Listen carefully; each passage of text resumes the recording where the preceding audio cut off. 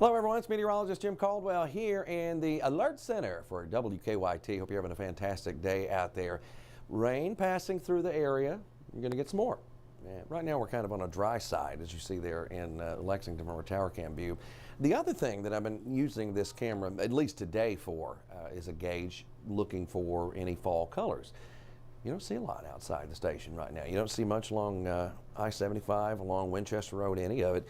You just see the green. That's about the extent of it. So what's going to happen in the coming weeks? We'll start seeing some of that change.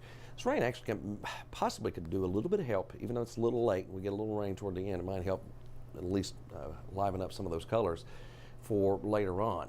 So we got roughly a month or so, right? Not even that, probably 2 or 3 weeks, and things should start coming into play. We'll see how that goes though.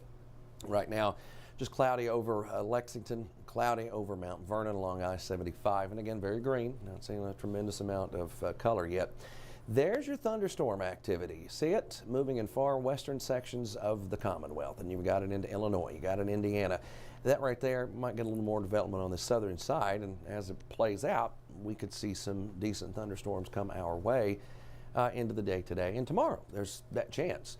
Now, marginal risk of severe weather is out, which is level 1 out of 5, so it's kind of a low-end threat, but it's still something to kind of pay attention to as these storms develop later on in the day. They might have the potential to reach severe status. So there's the complex. Watch it move.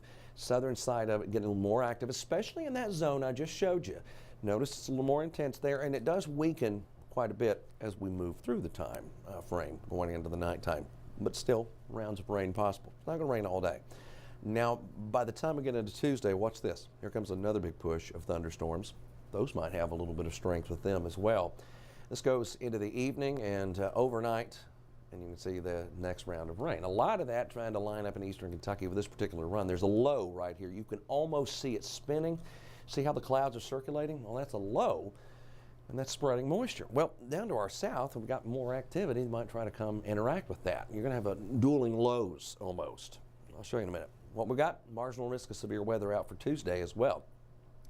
Tropical weather waiting for some real development out here in the western parts of the Caribbean. Once that gets going, we can have our next tropical system.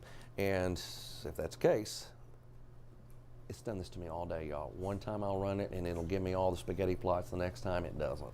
It's fine. It's fine. I'm not mad. But you can see that what I'm trying to show you is this. This has been working every time. See that right there? That would be something tropical going into next week. Well, this, or not next week, later this week. This is 7 o'clock in the morning. So if you've got plans to go to Florida, maybe you're going for a little late, an early fall run. How about that? Well, going into your Thursday, 7 a.m., the rounds of rain associated with this system will likely be whipping all of Florida in different rounds. As we go on into your Thursday night into Friday morning, it's still right there. Some good coverage. And that could be, the trend right now is at least suggesting it could at least be a Category 1 hurricane close to landfall. This could change. That Gulf of Mexico is boiling. Not literally boiling, but it's boiling hot, okay? A lot of warmth, record territory. Well, what that does is that can really intensify anything tropical that gets going, because these systems, they feed off of that fuel of warm water. So 1:45 on Friday morning, it keeps on moving, and then it's going to get caught up and it's going to play with the other low that's out here, the one I was showing you a minute ago. Well, those two are going to play peekaboo, going back and forth, and that's going to keep the pattern pretty wet around here. By the time we get into Saturday, and this is midnight on Saturday, the all clear for the panhandle there in Florida, but you get deeper into the state, the Sunshine State, and it's still raining. So that's what it looks like. It tries to evolve from all of this as we make our way through time. Beneficial rains, yes. Over 7 days, 2-3+ inch totals. This is what's known as the ensemble. It's 21 individual runs of data collaborated, comes together to spit out totals. So it's not just one run, it's all of them comes together and averaged out. And that's what it's trying to suggest.